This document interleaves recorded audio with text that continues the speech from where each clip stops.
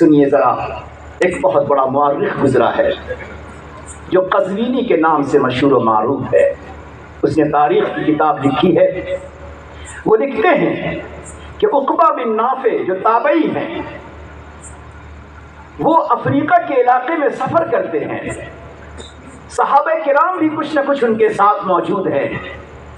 جب تیونس کے علاقے میں پہنچے اور ایک پورا بہت بڑا جنگلی علاقہ تھا، اس جنگل میں پہنچے جہاں درندے تھے، جہاں کیڑے مکوڑے اور سانپ اور بچھو تھے، پورا جنگل درندوں سے بھرا پڑا تھا۔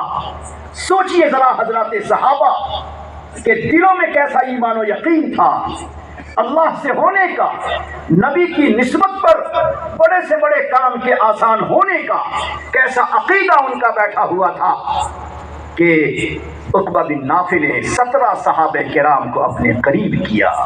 کیوں؟ تابعی بھی تھے، اور تابعی کے مقابلے میں صحابی کا مرتبہ زیادہ بلند و بالا ہے۔ حضرات صحابہ کے واسطے سے، ان کے وسیلے، ان کے طفیل سے تابعی حضرات دعائیں کرتے تھے، ان کی دعائیں قبول ہوتی تھی۔ اس سے پتہ چلتا ہے کہ ہمارے معاشرے میں اگر کوئی متقی ہے، کوئی پرہیزگار ہے، کوئی اللہ کا نیک بندہ ہے، خدا کے سامنے رونے والا، آہوزاری کرنے والا، سنتوں پہ عمل کرنے والا ہے، تو ہمیں ان سے دعا بھی کرانی چاہیے۔ عقبہ بن نافع 17 صحابہ کرام کو جمع کرتے ہیں اور پھر دعا کرنے کے بعد کھڑے ہوتے ہیں۔ ذرا سنیے ان کا ایمان، ان کا عقیدہ، ان کا جذبہ کتنا بلند ہے۔ نبی کے کام کے واسطے، نبی کی دین کی نسبت پر نکلے ہیں، اللہ کی توحید کو پہنچانے کی نسبت پر نکلے ہیں، دین کے مبارک کام پر نکلے ہیں۔ کیا ایمان و یقین تھا ان کا۔ کہتے ہیں چھوٹے سے ٹیلے پر کھڑے ہو گئے، اور چھوٹے سے ٹیلے پر کھڑے ہو کر وہ عربی زبان میں کہتے ہیں یا ایتھا السبا والحشرات، یا ایتھا السبا والحشرات نحن اصحاب رسول اللہ صلی اللہ علیہ وسلم۔ کیا مطلب؟ اے کیڑے مکوڑے، اے درندے، ذرا سنو، ہم غلامان محمد ہیں، ہم نبیوں کے صحابہ ہیں۔ ارحلوا عنا، ان جگہوں کو چھوڑ کر چلے جاؤ۔ ارحلوا عنا، اس جگہ کو چھوڑ دو، چلے جاؤ، جنگل کو خالی کر دو۔ آج کا کوئی انسان اگر سنے گا، کہے گا، تو شاید ہم ہی کہہ دیں کہ شاید اس کو سمجھ اور عقل نہیں ہے، مگر وہاں سارا معاملہ ذات خدا پر ہے، وہاں سارا معاملہ نسبت رسول پر ہے، وہاں سارا معاملہ اللہ کی ذات سے ہونے پر ہے۔ اللہ کی ذات سے ہونے پر ایمان و یقین ان کا آخری درجے تک پہنچا ہوا ہے۔ اس بنیاد پہ کہتے ہیں یا ایتھا السبا والحشرات ارحلوا نحن اصحاب رسول اللہ صلی اللہ علیہ وسلم، ارحلوا عنا، ارحلوا عنا، والا نقتل بعد ثلاث، ورنہ 3 دنوں کے بعد ہم تم تمام کو قتل کر دیں گے۔ اس مورخ کا لکھنا ہے کل کی صبح ہو کر بربری قوم جو اس کے علاقے میں آباد تھی، اس بربری قوم نے اپنی نگاہوں سے دیکھا کہ شیر اپنے بچے کو اپنے پیٹھ پر لادے ہوئے لے کے جا رہا ہے، درندے اپنے چھوٹے بچے کو اپنے بدن پر لادے لے جا رہا ہے، ہر کوئی اس کے پیچھے پیچھے چل رہا ہے۔ اللہ اکبر! جب یہ منظر دیکھا وہاں کے علاقے کے لوگوں نے تو کیا کہا؟ دیو آمدن، ایسا لگتا ہے کہ کوئی بھوت کی جماعت آ گئی ہے۔ اللہ اکبر! مگر اس منظر کو دیکھ کر ان کے ایمان و یقین اور پیارے نبی کی نسبت پر جو کچھ وہاں ظاہر ہوا، اسے دیکھ کر قزوینی رحمت اللہ علیہ لکھتے ہیں کہ پوری کی پوری قوم اسلام میں داخل ہو گئی۔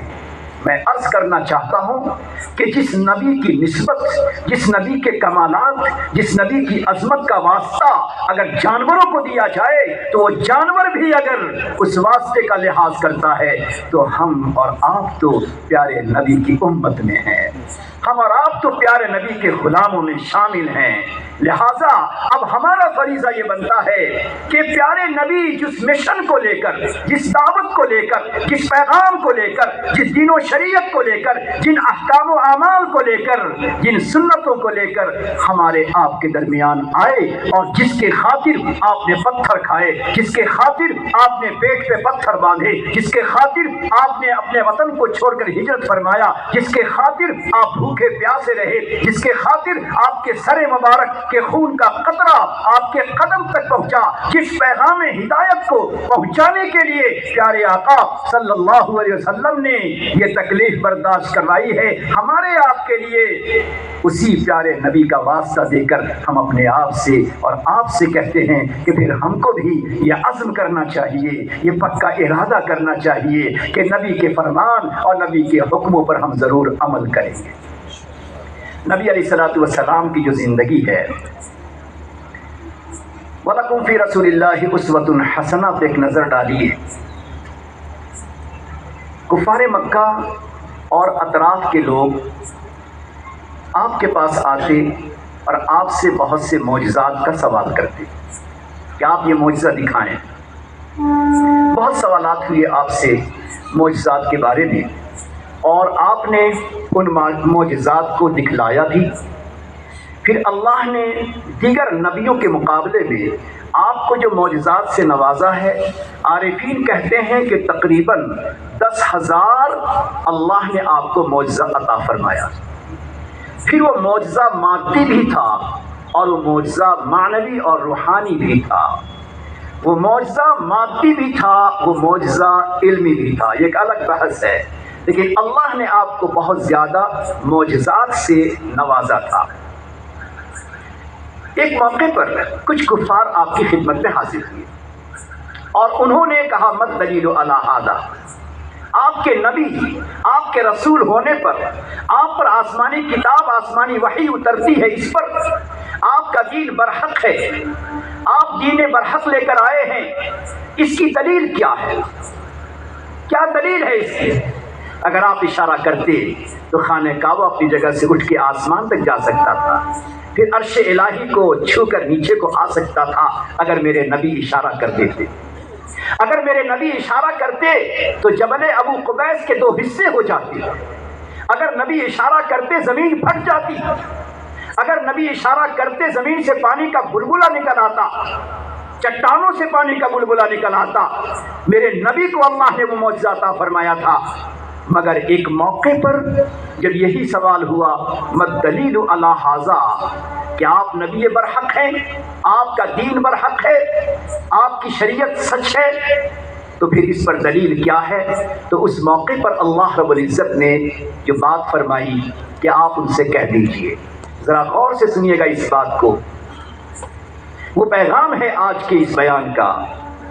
اللہ رب العزت نے فرمایا کہ یہ آپ سے دلیل کا مطالبہ کرتے ہیں، آپ ان سے کہہ دیجئے کہ میں جو تمہارے درمیان 40 سال کا زمانہ میں نے گزارا ہے، 40 سال کا زمانہ جو ہم نے تمہارے درمیان گزارا، یہی 40 سال کا زمانہ میرے برحق ہونے، میرے سچ ہونے کی دلیل ہے۔ کیوں؟ ذرا میرے 40 سال کے زمانے کو دیکھو، اس پورے دور میں، اس پوری مدت میں مکہ مکرمہ ہو یا اطراف ہو، وہاں کون سی ایسی خرابی ہے جو پائی نہ جاتی ہو؟ شراب ہے، جوا ہے، نشہ ہے، لڑائی ہے، جھگڑے ہیں، چوری ہے، نفرتیں ہیں، کینہ ہے، حسد ہے، مار پیٹ ہے، ہر قسم کی خرابیاں ہیں، زنا ہے، تمام تر خرابیاں پورے طور پہ پائی جاتی ہیں۔ اسی معاشرے، اسی ماحول، اسی گلی، اسی محلے، اسی علاقے میں میں نے 40 سال کا زمانہ گزارا ہے۔ اس 40 سال کے زمانے میں نہ میرے والد تھے جو میرا ہاتھ پکڑ سکتے تھے، نہ میرے چچا زندہ رہے نہ میرے دادا زندہ رہے جو میرا ہاتھ پکڑ سکتے تھے۔ اس پورے 40 سال کے زمانے میں ذرا دیکھو کہ میری زندگی کیسی گزری ہے، کیسی پاکیزہ، کیسی صاف ستھری، کیسی صداقت، کیسی امانت، کیسی عفت، کیسی پاک دامنی اور کس طرح دیانت کے ساتھ میری زندگی گزری ہے۔ ظاہر ہے اس پورے 40 سال کے عرصے اور زمانے میں جبکہ پورا ماحول گناہوں سے، شرک سے، شراب سے، زنا سے، لڑائی سے، بد اخلاقی سے پورا زمانہ علاقہ بھرا ہوا ہے، اس میں کہیں پر لمحے کے برابر تم میرے اندر کوئی ایسی چیز نہیں دکھا سکتے جس پر کسی کو اشکال و اعتراض ہو سکتا ہو۔ یہ میری پاکیزہ زندگی میرے برحق ہونے کی دلیل ہے۔ میرے دوستو، میں جو کہنا چاہتا ہوں کہ اللہ نے تو بے شمار معجزات عطا فرمائے، مگر ایک موقع پر یہ بھی جواب دیا گیا کہ یہ سوچنے کا انداز ایک یہ بھی ہے، آج کا دور، آج کا زمانہ، آج کا ماحول ہم سے اور آپ سے یہی مطالبہ کرتا ہے۔ اے ایمان والو، اے نبی کے چاہنے والو، اے قرآن کو دل سے لگانے والو، اے نبی پر صلاۃ و سلام درود پاک پڑھنے والو، آج کا زمانہ ہم سے آپ سے یہی مطالبہ کرتا ہے کہ آپ کا دین برحق ہے، آپ کا دین برحق ہے، آپ کی شریعت برحق ہے، تو اس کی دلیل آپ دیجئے۔ اس کی دلیل وہ ہم سے آپ سے ہماری زندگیوں میں دیکھنا چاہتے ہیں، ہماری زندگیوں میں دیکھنا چاہتے ہیں کہ اہل ایمان، اہل محبت، غلامان محمد، ان کے سچ ہونے کی پہچان میں دیکھنا چاہتا ہوں، اور وہی پہچان دیکھنا چاہتا ہوں جو اہل مکہ نے اپنی آنکھوں سے دیکھا تھا، اور وہ کیا ہے؟ ہماری زندگی پاکیزہ ہو، ہماری زندگی میں اخلاق ہو، ہماری زندگی میں مروت ہو، ہماری زندگی میں بڑوں کا احترام ہو، ہماری زندگی میں حسن اخلاق ہو، ہماری زندگی میں ماں باپ کی خدمت ہو، ہماری زندگی میں امانت و دیانتداری ہو، ہماری زندگی میں عفت و پاک دامنی ہو، ہماری زندگی میں معاملہ اور ہماری زندگی میں وعدہ کو پورا کرنے کا جذبہ ہو، یعنی اخلاقیات، انسانیت، اخلاقیات کی جتنی باتیں ہیں وہ تمام تر باتیں ہماری زندگی میں اگر ہیں تو زبان سے کہنے کی ضرورت نہیں ہے، ہماری زندگی ظاہر کرتی ہے ہم بھی سچے ہیں، ہمارا نبی بھی سچا ہے، نبی کا لایا ہوا دین بھی سچا ہے۔ لہٰذا آج کے اس مجمع میں میں تمام آئے ہوئے احباب سے گزارش کروں گا کہ اگر نبی سے محبت ہے اور یقیناً ہے، نبی کی عقیدت ہے اور یقیناً ہے، اور یہی ہمارے لیے سرمایہ حیات ہے، تو نبی کی محبت کا تقاضا ہے کہ ہم اپنی زندگی کو پاکیزہ بنائیں، اپنی زندگی کو با اخلاق بنائیں، اپنی زندگی کو سیرت و کردار کا ایک نمونہ بنائیں، اور نبی کی ہر سیرت، نبی کا ہر خلق، نبی کی ہر اخلاق، نبی کی ہر باتیں ہماری زندگی میں پائی جاتی ہوں۔ ایسا نہ ہو کہ ہم گھر میں دیندار ہوں اور باہر دین نہ ہو، یا باہر تو دیندار ہیں اور گھر میں دین نہ ہو، اس کا نام کامل دین نہیں ہے۔ بیوی کے ساتھ کس طرح رہنا، ماں باپ کے ساتھ کس طرح رہنا، بھائی بہنوں کے ساتھ، رشتہ داروں کے ساتھ، پڑوسیوں کے ساتھ، ہر ایک کے ساتھ کس طرح رہنا، اس کا جو طریقہ نبی اکرم صلی اللہ علیہ وسلم نے ہمیں اور آپ کو دیا ہے، آپ کی نبوت، آپ کی رسالت پر ایمان، اس کے عقیدت، اس کی محبت کا تقاضا کہ ہماری زندگی میں آپ کے اخلاق کا نمونہ ہونا چاہیے۔ نبی علیہ الصلوۃ والسلام کہ حسن اخلاق کی دو بات مثال سمجھاؤں کہ آج ہم باہر کی دنیا میں تو با اخلاق ہیں، باہر کی دنیا میں سنجیدہ اور سیرت و کردار کے پیکر ہیں، لیکن اپنے گھر کی زندگی میں ذرا ہم بہت لوز ہو جاتے ہیں، غصہ پہ غصہ، غصے ہو جانا، اول فول بک دینا، یہ غلامان محمد کا شیوہ نہیں ہے، یہ طریقہ نہیں ہے۔ یاد رکھیے، عورتوں کے دلوں کا دکھا دینا، گھروں میں غصہ ہو جانا، چلا دینا، دلوں کا دکھا دینا، گالی کا بول دینا، اللہ اکبر، کیا یہ نبی کی سنت ہے؟ نبی کا حال کیا ہے؟ ایسی چیزیں جس سے انسان کو گھن ہوتی ہے، نبی نے کیا نمونہ پیش کیا ہے۔ ایک یہودی آپ کے گھر میں آیا، آپ نے مہمان بنایا، اسے آپ نے کھلایا، رات میں وہ سویا، پیٹ اس کا خراب ہوا اور بستر اس نے خراب کر دیا، مارے شرم کے بہت جلدی اٹھا اور وہاں سے چلا گیا کہ جو میرے میزبان ہے اس میزبان کا بستر خراب ہو گیا، میں کیا چہرہ دکھاؤں گا؟ وہ ایک یہودی ہے، وہ یہودی ہے اور شرمندہ ہو کر وہاں سے چلا گیا۔ پیارے نبی کو محسوس ہوا بدبو ہے، گندگی ہے۔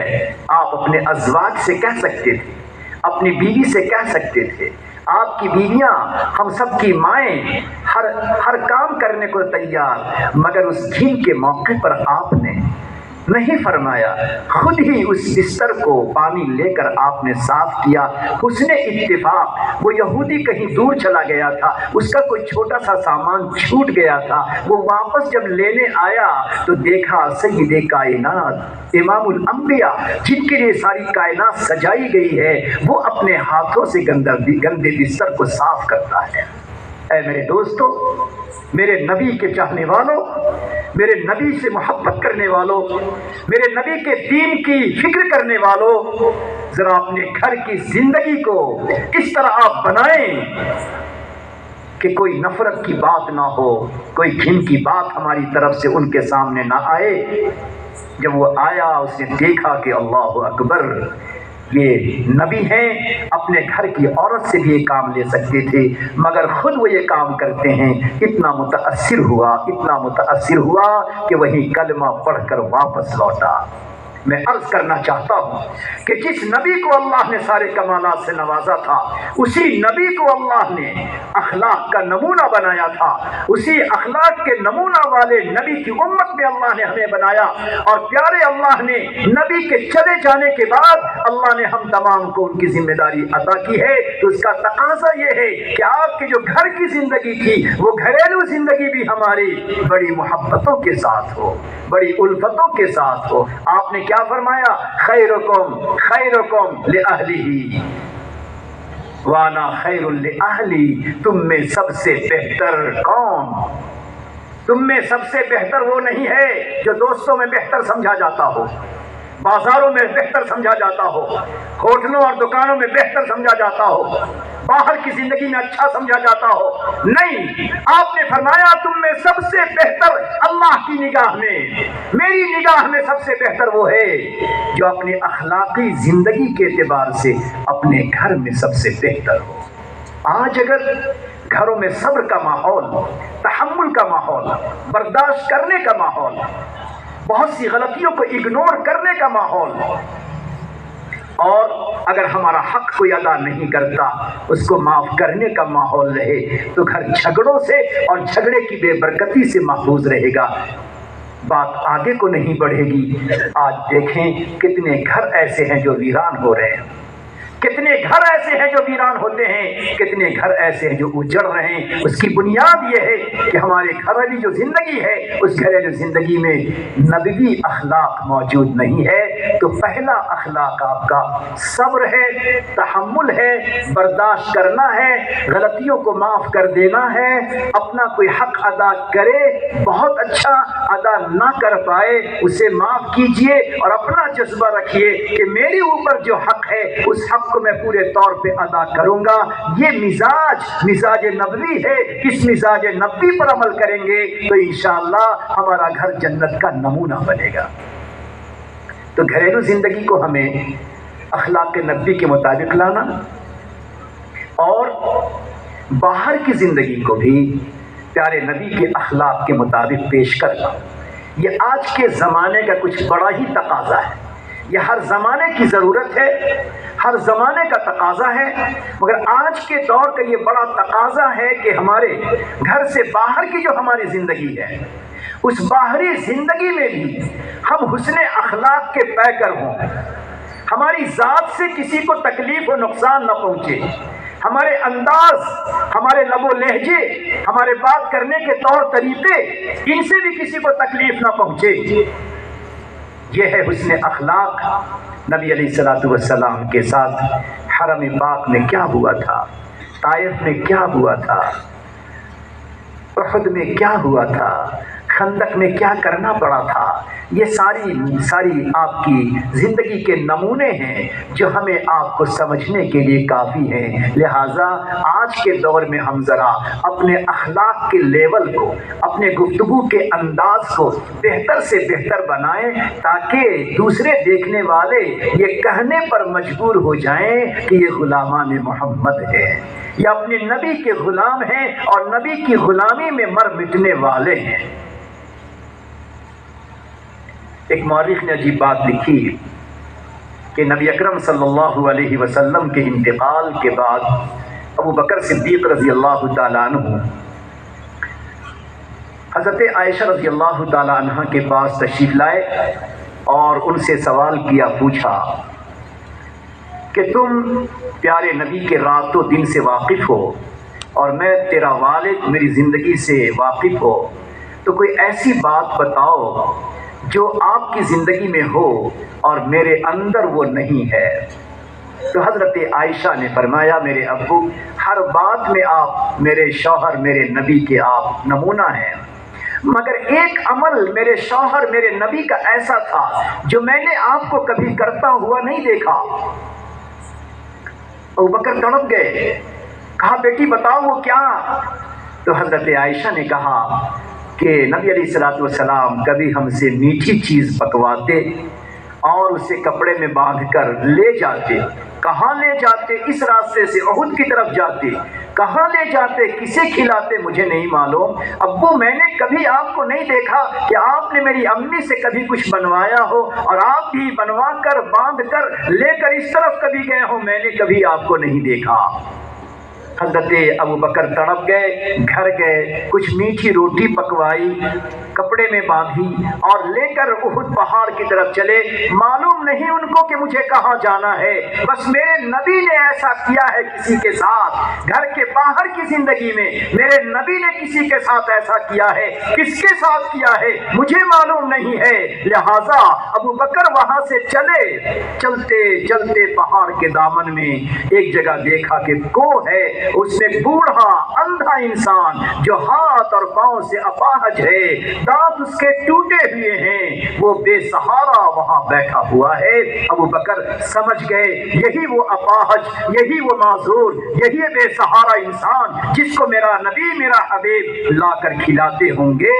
وہاں جا کر بیٹھے اور بیچارہ بھوک سے اس کا منہ کھلا ہوا تھا۔ ابو بکر صدیق نے میٹھی روٹی کا ایک ٹکڑا توڑا، اس کی وہ ٹکڑا ذرا کڑک تھا، وہ کڑک ٹکڑا اس کے منہ میں رکھا۔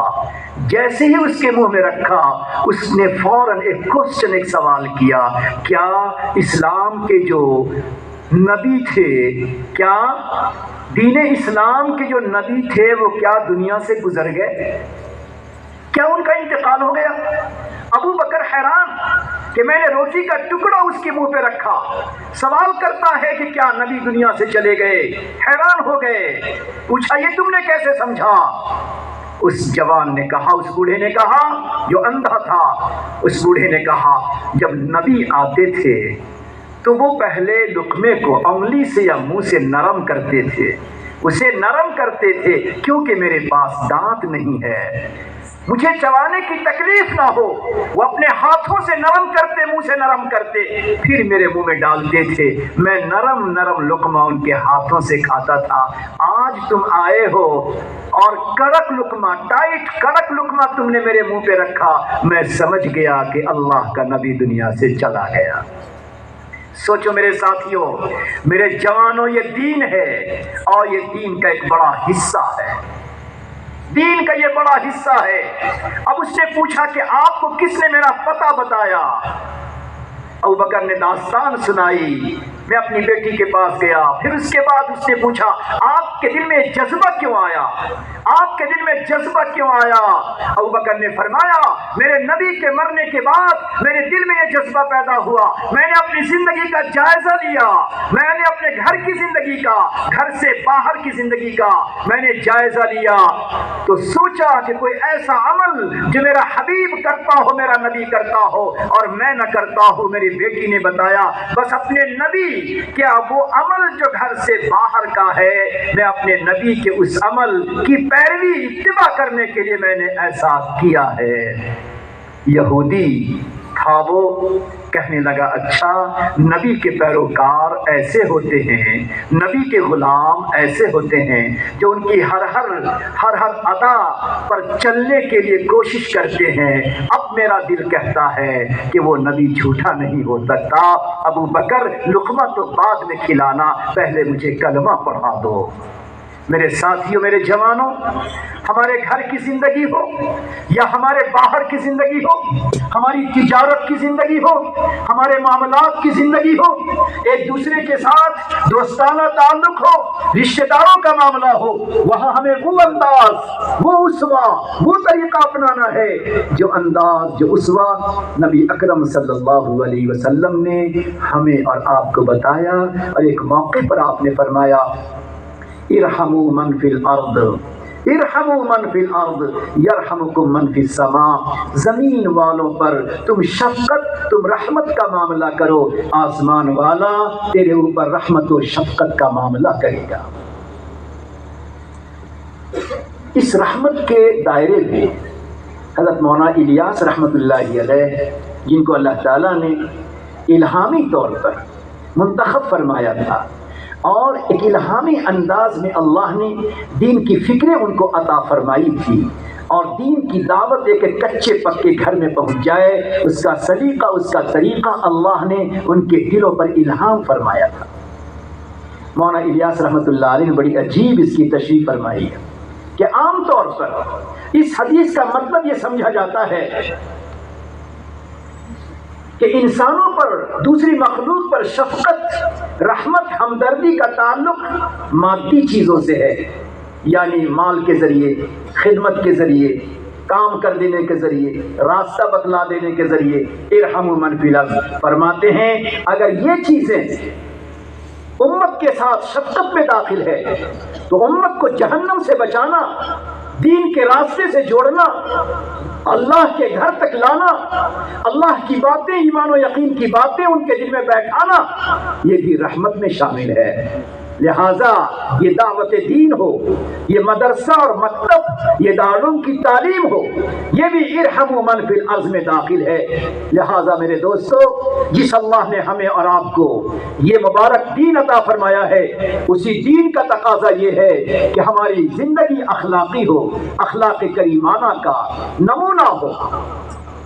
اب اسی رحمت میں ہماری اولاد بھی شامل ہے، ہماری اولاد بھی اس رحمت میں شامل ہے کہ ہمیں اپنی اولاد کے ساتھ کیا معاملہ، کیا برتاؤ کرنا ہے۔ پہلی بات، اپنی اولاد کو زیادہ ڈانٹ ڈپٹ نہ کرنا، ہر دم جھڑکی نہ دیجیے، بہت زیادہ اپنی اولاد کو نہ ڈانٹیے۔ ان کی ہمت کو توڑنے والی چیز، ان کی ہمت کو پست کرنے والی چیز، ایسی باتیں ان سے نہ کہیں جن سے ہمارے گھروں کے بچوں کی ہمت پست ہو جائے، حوصلہ کم ہو جائے۔ نہیں، اس کو ایک خاص انداز میں اس کی تنبیہ کیجیے، اس کی تربیت کیجیے، مگر تربیت اور تنبیہ کا وہ انداز جس سے وہ سمجھے کہ مجھے گھر میں سب سے زیادہ ناکارہ، نکما سمجھ لیا گیا، مجھے سمجھ لیا گیا کہ میں کچھ نہیں کر پاؤں گا۔ میں جب پڑھ کر آتا ہوں، میرے ماں باپ مجھے کہتے ہیں نہیں پڑھ سکتا تو جا کام کر، جا دکان میں بیٹھ جا، جا کسی ہوٹل میں چلا جا۔ یہ سب باتیں اپنے چھوٹے پھول جیسے، موتی اور ہیرے جیسے اپنے بچوں کے حوصلے کو پست کرنا ہے۔ لہذا رحمت کا تقاضا اولاد کے ساتھ اچھے انداز میں، حسین انداز میں ان کی صحیح تربیت کی جائے، ان کو دین کا صحیح مزاج بتایا جائے، دین کی باتیں ان کے دلوں میں بیٹھائی جائیں۔ کھانے کا وقت ہو، کوئی اور وقت ہو، تاکہ ان کا ایمان، ان کا دین مضبوط ہو۔ اللہ رب العزت کے صفات، اللہ رب العزت کی ذات سے تعلق، اللہ رب العزت کی جنت و جہنم، اللہ رب العزت کی رحمت و شفقت، اللہ کے عذاب اور جہنم، اس کا تذکرہ ان کے سامنے اس انداز میں کیا جائے کہ بچپن سے ہی ہمارے بچوں کا ایمان و یقین پختہ ہو جائے۔ وہ سمجھ لے کہ دنیا کی ساری طاقتیں دنیا کی ساری دولتیں، دنیا کی ساری خواہشات، دنیا کی ساری تمنائیں، دنیا کی ساری دولتیں، یہ سب کا سب ایک ہے، کچھ نہیں ہے۔ اگر ہے تو صرف اور صرف اللہ کا نام ہے، اللہ پہ ایمان و یقین ہے۔ اگر ہے تو صرف نبی کا نام ہے اور نبی کی ذات سے محبت، ان کی ذات پہ ایمان و یقین ہے۔ یہی سب کچھ میرا سرمایہ ہے۔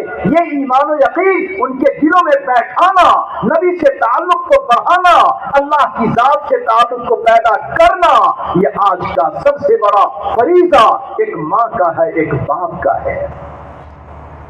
اگر بچپن اور شروع سے ہی ہم اپنے بچوں کی اخلاقی زندگی، عملی زندگی، ایمانی زندگی کو اگر ہم مضبوط بنانے کی کوشش کریں تو پھر ہمارے معاشرے میں، ہمارے سماج میں، اہل ایمان میں کوئی ایسی خبر، کوئی ایسی بات، کوئی ایسا واقعہ نہیں پیش آ سکتا جس سے شرمندگی سے ہر ایک کا سر جھک جاتا ہے۔ ایسا کوئی واقعہ پیش نہیں آ سکتا کہ جس سے آج ہمارے آپ کے سر شرمندگی سے جھک جاتے ہیں۔ کوئی حل سمجھ میں نہیں آتا۔ پہلی بنیادی غلطی یہ ہے کہ ہم اپنے بچوں کے ایمان و یقین، ان کی اخلاقی زندگی، عملی اور ایمانی زندگی کو پختہ بنانے کی کوشش نہیں کرتے۔ اور اللہ کا کرم، اس کا احسان ہے کہ اللہ نے اس کام کو آپ کے لیے تھوڑا آسان بھی کیا ہے۔ اللہ نے مکاتب کا نظام دیا، اللہ نے مدارس کا نظام دیا۔ یہ چھوٹے بچوں کے لیے مدارس و مکاتب کا نظام، در حقیقت مدارس اور مکاتب کا جو سلیبس ہے، جو اس کا نصاب ہے، جو اس کی کتابیں پڑھائی جاتی ہیں، کبھی آپ اس نظر سے اس کتابوں کو دیکھیں کہ حقیقت میں ان کتابوں کا مقصد ذات خدا سے ربط و تعلق کو بڑھانا، پروردگار کی ذات سے ایمان و یقین کے رشتے کو مضبوط کرنا، سیرت کی چھوٹی چھوٹی کتابوں کو پڑھا کر ان بچوں کے دلوں میں پیارے نبی صلی اللہ علیہ وسلم کے محبت کو بڑھانا، اور کچھ اخلاقی کتابیں پڑھا کر اخلاقیات کو سکھلانا، ان کے عقیدے کو مضبوط کرانا، یہ مقصد ہے ہمارے مکاتب کا۔ لہذا ہماری ذمہ داری ہے، دو ذمہ داری ہماری آپ کی ہے اپنی اولاد کے تعلق سے۔ ذمہ داری، پہلی ذمہ داری گھر میں یہ ہے کہ ہم گھر کی زندگی کو بہتر سے بہتر بنائیں اور اپنے بچوں پر محنت کریں اور اپنے بچوں کو تعلیم، دینی تعلیم سے جوڑنے کی کوشش کریں۔ بڑے ہو گئے، اگر وہ ہمارے بڑے بچے اب مکتب میں جانے کے قابل نہیں ہوئے تو اللہ نے دارالعلوم کا نظام دیا، علماء کرام کا اللہ نے ایک سلسلہ دیا، دعوت و تبلیغ کا ایک مبارک اللہ نے چلتا پھرتا مدرسہ دیا۔ اللہ نے کوئی کسر نہیں چھوڑی ہمارے آپ کے لیے، کوئی کسر نہیں چھوڑی ہے، اللہ نے راستہ دیا ہے۔ لہذا ضرورت ہے کہ ہمارے بڑے جو کام کی ترتیب بتاتے ہیں کہ گھر میں کام کی ترتیب کیا ہے، مثال کے طور پہ ایک ترتیب اپنے گھروں میں تعلیم کو زندہ کرنا، اپنے گھروں میں تعلیمی سلسلہ کو جاری کرنا۔ اب سنیے، یہاں ایک باپ کہتا ہے اور صحیح کہتا ہے گھر میں تعلیم کرو، مگر وہی بیٹی، وہی بیٹا دیکھتا ہے کہ 1 گھنٹے کے بعد ہمارے والد گھر میں چلا چلا کے بولتے ہیں، اور بولتے ہیں، غلط بولتے ہیں، ڈانٹ دیتے ہیں، گالی تک دے دیتے ہیں۔ اللہ اکبر! میں پوچھتا ہوں اللہ کا واسطہ دے کر، میں پوچھتا ہوں پیارے نبی کا واسطہ دے کر کہ جس بچی کے سامنے، جس بیٹے کے سامنے ہم نے قرآن و حدیث کی تعلیم کی، اب وہی بچی ہماری عملی زندگی کو دیکھ رہی ہے کہ ہمارے باپ، ہمارے بڑے بھائی کی عملی زندگی کتنی خراب ہے۔ ایک طرف یہ دین کا رخ ہے، ایک طرف یہ دین کا پیمانہ ہے، اور دوسری طرف زندگی کا یہ پیمانہ ہے کہ میرا باپ ہو کر گالی دے رہا ہے، میرا باپ ہو کر غلط بول رہا ہے، میرا باپ ہو کر غیبت کر رہا ہے، میرا باپ ہو کر رشتہ دار سے رشتہ ناتا توڑے ہوا ہے۔ تو سوچو میرے دوستو، میں نبی کا واسطہ دے کر کہتا ہوں کہ اگر گھر کی زندگی میں اپنے بیٹے اور اپنی بیٹیوں میں ایمان و یقین کو بڑھانا، عملی زندگی کو بہتر بنانا، ان کے عقیدے کو پختہ کرنا، ان کے دین و ایمان کی حفاظت کرنا، تو ہمیں اپنے گھر کی زندگی کو بہتر بنانا پڑے گا۔ کیوں؟ جب ہمارے کہنے پر گھر میں تعلیم ہوگی تو بچی اپنے کانوں سے جو سنے گی، ان آنکھوں سے ہماری زندگی میں تلاش کرے گی۔ اس لیے ہمیں ذرا آج کے دور میں اپنی گھریلو زندگی کو بہت ہی پاکیزہ بنانے کی ضرورت ہے۔ کوئی بھی ہو، کسی بھی طرح اس کی زندگی گزرتی ہو، اپنے گھر کی زندگی کو آپ دین کا، پیارے نبی کی سنتوں کا نمونہ بنا کر، سیمپل بنا کر آپ پیش کیجئے، ورنہ وہ کمپیئر کرتی ہے بچیاں، وہ کمپیئر کرتے ہیں ہمارے بچے کہ جو کچھ ہمیں گھر میں سنایا گیا ہے، جو کچھ ہمیں بتایا گیا ہے، میرے بڑوں کی زندگی میں نہیں ہے بلکہ اس کے اگینسٹ، اس کے خلاف ہے، تو کوئی اثر نہیں ہوتا۔ اس لیے ضرورت ہے کہ ہم ذرا اپنے آپ کی جو گھریلو زندگی ہے اس کو بہت تحمل، صبر اور بہت ہی زیادہ عفو درگزر، سنجیدگی کے ساتھ اپنے گھر کے اندر اپنا وقت گزاریں، تاکہ ہماری جو پریکٹیکلی لائف ہے گھر کی، وہ ہماری زندگی ہمارے بچوں کے لیے مؤثر بن جائے، اور جو ان کو ہم سنت بتائیں، دعائیں بتائیں، اولیاء کرام کے حالات و قصص بتائیں، تو ظاہر بات ہے کہ ان بچوں پر اس کا گہرا اثر پڑے۔ سنیے ذرا، جب ایک ماں، ایک باپ اپنے بچوں کی تربیت کا خیال کرتے ہیں تو کتنا گہرا اثر پڑتا ہے، اور اللہ کے یہاں کیا اجر و ثواب ملتا ہے۔ بہت بڑے اللہ کے ایک ولی گزرے ہیں، فرید الدین گنج شکر رحمۃ اللہ علیہ۔ انہوں نے لکھا ہے کہ ایک باپ اپنے بچے کی تربیت کرتا رہا، مگر اچانک باپ کا انتقال ہو گیا۔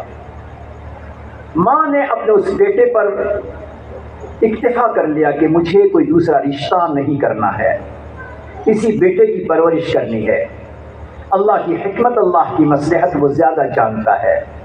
بچہ جوان ہوتے ہوتے کمزور ہوا، بیمار پڑا، اسے لگا کہ اب میں گزر جاؤں۔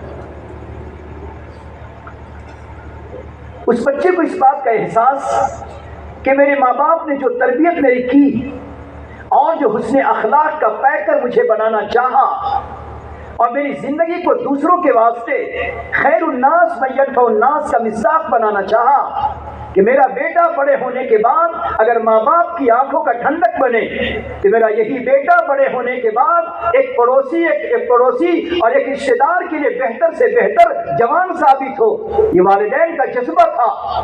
مگر اللہ کا کرنا کہ وہ جوان بیمار پڑا اور سیریس ہو گیا، اسے اندازہ ہو گیا۔ اس نے اپنی ماں سے کہا کہ ماں، میں زندگی میں تو کچھ کر نہیں سکا، اب میں مرنے والا ہوں۔ آپ کی تمنا تھی کہ میں گھر کے اندر بھی گھر کے باہر بھی بہتر انسان بنوں، مگر ابھی اس کا وقت نہیں آیا کہ اس سے پہلے میں دنیا سے جا رہا ہوں۔ تو ماں ایسا کرنا کہ جب میں مر جاؤں تو مجھے میرے جنازے کی خبر زیادہ لوگوں کو مت دینا، اور مجھے رات میں دفن کرنا، تاکہ میرے جنازے کو دیکھ کر لوگ تانا نہ دیں کہ دیکھو کیسا جوان تھا کہ بھری جوانی میں گزر گیا، اور ماں باپ کی امیدیں پوری نہ ہو سکیں اور دنیا سے چلا گیا۔ لوگ پتہ نہیں کیا کیا کہیں، بہتر یہ ہے کہ مجھے رات میں دفن کرنا۔ اور دوسری بات کہ جب لوگ دفن کر کے آ جائیں تو قبرستان قریب ہے، آپ رات کے اندھیرے، رات کے سناٹے میں آپ میری قبر پہ آنا اور میری قبر پہ تھوڑی دیر کھڑی ہو جانا۔ اس جوان بچے سے ماں نے پوچھا، بیٹا ایسا کیوں؟ رات کے اندھیرے سناٹے میں تیری قبر پہ کھڑی ہوں، کیا وجہ؟ سنو میرے ساتھیوں، میرے بڑے حضرات، گھر کا ماحول جب ماں باپ بناتے ہیں تو دل کے جذبات کیا ہوتے ہیں، دل میں کیسے حسین ارادے پیدا ہوتے ہیں، کیسی عقیدتیں آتی ہیں، ماں باپ کے لیے کیسا ادب و احترام آتا ہے، ماں باپ کی عظمت کتنی بڑھتی ہے۔ اس جوان بچے نے کہا، ماں میں کفن پہن کے تو جاؤں گا، لیکن میرا دامن بالکل خالی ہے، میرا دامن بالکل خالی ہے، میں اپنے اللہ کو اپنا کوئی عمل نہیں دکھا سکتا۔ کوئی ایسا عمل نہیں جو میں اپنے اللہ کو دکھا سکوں مگر میری ماں. مجھے یقین ہے اس بات کا کہ تو میری ماں ہے، ممتا سے تو نے مجھے پالا پوسا ہے. جب تو میرے قبر پہ پاس جائے گی، تیرا قدم میرے قبر پہ پڑے گا تو میں کہوں گا کہ میرے اللہ میں کچھ تو لے کر نہیں آیا مگر میری قبر پر میرے ماں کا قدم پڑا ہے. اے اللہ اس قدم کے واسطے میری مغفرت فرما دے. اس جوان کے اس حوصلے پر ماں نے کہا ٹھیک ہے. اب چند دنوں کے بعد اس کا انتقال ہوا. ایک لوتا بیٹا تھا، ماں بیوہ ہے. رات میں انتقال ہوتا ہے، ماں بہت روتی تڑپتی ہے. غیب سے آواز آتی ہے ماں اس بیٹے کے لیے غم کیا کرتی ہے؟ تیرے بیٹے کا جو جذبہ تھا کہ ماں کے قدم پر اللہ میری مغفرت کرے گا، اس جذبے کی بنا پر اللہ نے اس کی قبر کو جنت بنا دیا ہے. میرے ساتھیوں، آج ضرورت ہے اپنے لخت جگر، اپنے نور نظر، اپنے گھروں میں رہنے والے چھوٹے چھوٹے معصوم بچے جو پھول اور موتی اور ہیرے کی طرح ہیں، ذرا ان کی تربیت بہتر انداز میں کی جائے. محبت کے ساتھ، نرمی کے ساتھ، شفقت کے ساتھ تنبیہ کی ضرورت ہو تو دائرے میں رہتے ہوئے ان کی تربیت کی جائے. اور دین کے جو اللہ نے مرکز اور سینٹر دیا ہے، چاہے مکتب کی شکل میں، چاہے تعلیم کی شکل میں، چاہے دعوت و تبلیغ کی شکل میں، چاہے علماء کی شکل میں، چاہے درس قرآن کی شکل میں، چاہے علماء کے بیانات کی شکل میں، جو اللہ تعالیٰ نے دین کو سمجھنے کے راستے طریقے اللہ نے عطا کیے ہیں، ان طریقوں سے اپنی اولاد کو جوڑے رکھیے. اپنی بیٹیوں کے اندر دین و ایمان کیسے مضبوط ہو اس کی فکر بنائے رکھیے. ورنہ آج کے ماحول میں ہم اور آپ سنتے اور جانتے ہیں، ہماری نگاہوں کے سامنے کیا کیا خبریں آتی ہیں، کیسی کیسی خبریں آتی ہیں. میں اللہ کا واسطہ دے کر آپ تمام سے پوچھنے آیا ہوں، کیا ہم لوگ اسی طرح دیکھتے رہیں گے؟ کیا ہم اور آپ اسی طرح سنتے رہیں گے؟ کمی کہاں ہے؟ ہمارے اندر کمی ہے، گھر میں کمی ہے، ہماری ذاتی کمزوری پہلے ہے، مقدم ہے. ہم نے کوتاہی کی ہے، ہم نے غلطی کی ہے، ہم نے اپنی بیٹیوں کو اگنور کیا ہے. یہ سمجھ لیا کہ قرآن مکتب میں پڑھ لیا، یہ سمجھ لیا دینی تعلیم اس نے مکتب میں پڑھ لیا، اب اس کا کام یا تو اسکول جانا، یا اس کا کام روٹی پکانا، یا اس کا کام کپڑے دھونا، یا اس کا کام خدمت کرنا. ہم نے اتنا ہی سمجھا ہے. یاد رکھیے، اگر ہماری کوتاہی کی بنا پر، ہماری غلطی کی بنا پر، ہماری بے توجہی کی بنا پر ہمارے گھر سے اگر کسی بے ایمان کا جسم نکلتا ہے، سوچئے ہمارے خاندان سے اگر نکلتا ہے، ہمارے معاشرے سے اگر کسی بے ایمان کا جسم نکل جاتا ہے، کیا ہماری آپ کی ذمہ داری نہیں بنتی؟ کیا اس کی فکر ہمارے آپ کے اوپر نہیں آتی؟ کیا جس نبی نے ایمان کے لیے کتنی ساری تکلیفیں برداشت کی ہیں، کیا ہم اور آپ کچھ فکر نہیں کر سکتے؟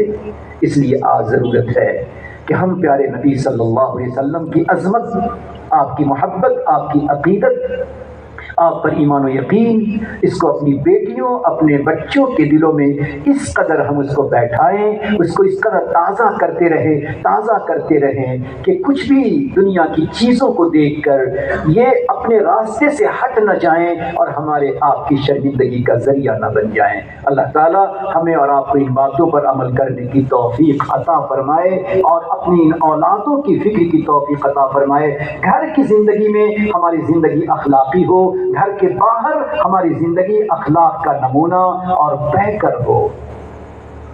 گھروں میں جہاں ہم ایک وقت میں تعلیم کریں، وہیں حیات الصحابہ، حضرات صحابہ، اولیاء کرام، محدثین، ان کے واقعات، ان کی زندگی کا کچھ حصہ بھی سنائیں. پہلے نمبر پہ آپ تعلیم کریں، 15-20 منٹ کی تعلیم ہو گئی. پھر کسی موقع پہ چاہے زبانی، چاہے کسی کتاب سے اولیاء کرام، صحابہ کرام، انبیاء کرام، ان کی زندگی کے کچھ نہ کچھ حالات سناتے رہیں. ان حالات کو سناتے ہی آخر کوئی تو وجہ ہے کہ حکایات الصحابہ لکھی گئی. وجہ یہی تھی کہ جو اصولی باتیں ہم نے سنی انبیاء، صحابہ، تابعین کی عملی زندگی میں جو ہم دیکھیں گے، سنیں گے، تو اور بھی بات واضح ہو جائے گی. اولیاء کرام کو اللہ رب العزت نے بڑے عجیب درد دل سے ان کو درد دل عطا کیا تھا۔ سنیے حضرت خواجہ اجمیری رحمۃ اللہ علیہ، انہوں نے کیا فرمایا کہ ایک مومن کو کیسا ہونا چاہیے؟ ایک مومن کو سمندر کی طرح اپنا دل کشادہ رکھنا چاہیے، سمندر کی طرح اپنے دل کو کشادہ رکھنا چاہیے، سورج کی طرح اپنے دل کو روشن رکھنا چاہیے، بے لوث رکھنا چاہیے۔ سورج کبھی آپ سے کوئی بل نہیں مانگتا۔ ایک مومن کی مومنانہ شان یہ ہے کہ اپنے دل کو سمندر کی طرح کشادہ رکھے کہ کوئی تکلیف والی بات کہے تو اسے درگزر کرے، اور دین کی بات کہنے میں بے لوث ہو سورج کی طرح، اور زمین کی طرح تواضع انکساری ہو۔ زمین کی طرح، زمین کو ہم رونقتے ہیں، کھودتے ہیں، گندگی ڈالتے ہیں، زمین خاموش رہتی ہے۔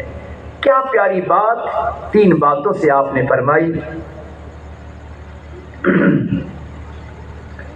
وہی خواجہ اجمیری رحمۃ اللہ علیہ کی عملی زندگی دیکھیں کہ ایک شخص نے ورغلایا کسی کو، وہ آپ کی خدمت میں آیا، اس نے کچھ غلط ارادے سے آیا۔ اللہ کے ولی بہت ساری باتوں کو اپنی نور فراست سے سمجھ جاتے ہیں، سمجھ گئے، آپ نے بتا دیا تو اس ارادے سے آیا، شرمندہ ہوا، توبہ طائب ہوا، اور پھر اس نے کیا کہا؟ اس نے یہ کہا کہ ہم جس ارادے سے آئے تھے، جو لے کر آئے تھے ہتھیار، میں اتنا شرمندہ ہوں کہ اسی ہتھیار سے آپ مجھے ذبح کر دیں، کیونکہ میں اسی ارادے سے آیا تھا۔ اب خواجہ اجمیری کا جملہ سنیے، اللہ کے ولی کا جملہ سنیے۔ انہوں نے کہا یہ ہم درویشوں کا طریقہ نہیں ہے، ہم درویشوں کا طریقہ دشمنوں کو اپنے سینے سے لگانا ہے، ہم درویشوں کا طریقہ مخالفین کو اپنے دل اور جگر سے لگانا ہے۔ یہ کہنا تھا کہ وہ بندہ ٹوٹ ٹوٹ کر توبہ طائب ہوا۔ دیکھو ذرا، سنو، انسان کس موقع پر اللہ سے توبہ طائب ہوتا ہے، کس موقع پر اپنے آپ کو خدا کے سامنے مجرم بنا کر آنسو بہاتا ہے؟ وہ قبولیت کی گھڑی ہوتی ہے۔ تاریخ میں لکھا ہے کہ ان کے ہاتھ پر شرمندہ ہو کر، آنسو بہا کر اپنی زندگی سے اس نے ایسی توبہ کی کہ اللہ نے 45 سال تک اسے زندہ رکھا، اور 45 مرتبہ اللہ نے اسے حج کی سعادت نصیب فرمائی۔ میرے دوستو، جو ہم توبہ کریں گے کسی ولی کے پاس، توبہ کریں گے خدا کے گھر میں جا کر، توبہ کریں گے حرم میں جا کر، توبہ کریں گے اللہ کے راہ میں نکل کر، اور صدقے دل سے اگر توبہ کریں گے، اس توبے کی تاثیر کہ اللہ رب العزت اور دیگر اعمال کی توفیق عطا فرماتا ہے۔ لہذا ہمیں اپنی تمام تر زندگی کو بدلنے کے ساتھ ہمیشہ سچے دل سے اپنے اللہ کے سامنے توبہ کرنا چاہیے کہ اللہ ہماری زندگی میں جو کمی اور کوتاہی پائی جاتی ہے، اے اللہ اس کمی کوتاہی کو دور کیجئے، اور پروردگار ہماری زندگی میں اچھے اعمال کی توفیق عطا فرمائیے۔ اللہ وہ کام کرنے کی توفیق عطا فرما جو آپ کو پسند ہے، ان کاموں سے اللہ ہمیں بچنے کی توفیق عطا فرما کہ جو کام آپ کو پسند نہیں ہے۔ ایسی دعا اگر ہم صدقے دل سے کرتے رہیں گے، ندامت و شرمندگی کے ساتھ اپنے اللہ سے توبہ طائب ہوتے رہیں گے، یہی توبہ ہمارے لیے خیر کا، برکت کا ذریعہ بنے گا۔ بس آخری بات یہ ہے کہ آنے والا رمضان بہت جلد آ رہا ہے، لہذا شعبان کے اس مہینے میں ذرا اپنے اللہ سے ہم خوب برکت کی دعا کریں۔ اللہم بارک لنا فی رجب و شعبان و بلغنا رمضان۔ اے اللہ، شعبان کے مہینے میں آپ ہمیں برکت عطا فرما۔ کیسی برکت؟ روزی میں برکت، صحت میں برکت، زندگی میں برکت، عمر میں برکت، کام میں برکت، ہر کام کے اندر برکت، چلت پھرت میں برکت، ہر چیز میں جب برکت ہوگی تو اللہ کے ہاں عمل کرنا آسان ہو جائے گا۔ خواجہ شیخ عبد القادر جیلانی رحمۃ اللہ علیہ کے پاس ایک شخص آیا اور کہنے لگا کچھ لوگ حج کو جاتے ہیں، میری بڑی تمنا ہے مجھے آپ کچھ دے دیں تاکہ میں بھی حج کو جاؤں۔ شیخ عبد القادر جیلانی رحمۃ اللہ علیہ فرمائے میرے پاس تو کچھ نہیں ہے، بس ایک چونی ہے، 4 آنا میرے پاس ہے۔ دیا اس نے، آپ نے دیا، اس بندے نے لیا اور لے کر کہا میرے اللہ اس میں برکت عطا فرما۔ ایک ولی کا دیا ہوا برکت عطا فرما۔ یاد رکھو جس طرح ولی کا مال ماں باپ کا دیا ہوا مال وہ بھی بابرکت ہوا کرتا ہے، ماں باپ کی طرف سے ملا ہوا مال یہ بابرکت ہوا کرتا ہے۔ ماں باپ کی خوشنودی، ماں باپ کی اطاعت، ماں باپ کی فرمانبرداری، ماں باپ کے دلوں کو خوش کرنا یہ بھی اپنے مال، اپنی جان، اپنی چیزوں میں برکت کا ذریعہ ہے۔ اس بندے نے کہا اے اللہ اس میں برکت عطا فرما۔ بس حاجیوں کے ایک قافلے میں شریک ہو گیا، کہا میں بھی آپ کے ساتھ چلنا چاہتا ہوں، جو بھی خرچ ہوگا میں آپ کے خرچے میں شریک ہو جاؤں گا۔ اللہ پر ایمان یقین رکھتے ہوئے نکل گیا، دل میں دھڑکا لگا ہے جب حساب ہوگا تو میرا کیا ہوگا۔ حاجیوں نے کہا چلو میرے ساتھ چلو۔ اللہ دلوں میں بات ڈالنے والے، اللہ دلوں میں محبت ڈالنے والے، اللہ دلوں میں جذبہ خیر ڈالنے والے پورے سفر حج میں جاتا رہا، مکہ مکرمہ پہنچا، مدینہ منورہ جا کر گنبد خضرا کی زیارت کی، صلاۃ و سلام پڑھا، وہاں سے وطن کو واپس لوٹا، کہا میرا خرچہ تو بتاؤ۔ تو ساتھیوں نے کہا تم سب ہمارے میں، تم جو ہے ہم سب کی طرف سے مہمان بن کر گئے تھے۔ وہ چونی لے کر آیا اور شیخ عبد القادر جیلانی کو دکھایا، حضرت آپ نے جو چونی دی تھی وہ تو ایسی ہی باقی رہ گئی۔ فرمایا اللہ برکت دینے پر آتے ہیں تو کام بھی ہو جاتا ہے اور مال بھی باقی رہ جاتا ہے۔ اے میرے ساتھیوں اگر چاہتے ہیں کہ ہماری زندگی میں برکت رہے، مال میں برکت رہے، کاروبار میں برکت رہے، گھروں میں برکت آئے، اولاد میں برکت آئے، عمل میں برکت آئے، تو ذرا صداقت ہو، سچائی ہو، امانت داری ہو، پیارے نبی کی سنتوں پر عمل ہو اور سچے دل سے اللہ کے سامنے توبہ تائب ہو اور ہمیشہ اللہ کے سامنے برکت کی دعا کرتے رہیں۔ اللہ رب العزت ہم تمام کی زندگی کو بابرکت بنائے۔ اللہ ہمارے ماحول کو دینی ماحول بنا کر ہر فتنہ، ہر فساد، ہر خرابی اور ہر پریشانی اور ہر دشواری اور ہر تکلیف سے اللہ ہمارے پورے معاشرے کی حفاظت فرمائے۔ اللہ تعالی ہمارے ان باتوں پر ہمیں بھی آپ کو بھی عمل کرنے کی توفیق عطا فرمائے۔ وآخر دعوانا ان الحمد للہ رب العالمین۔ درود پاک پڑھ لیجئے پھر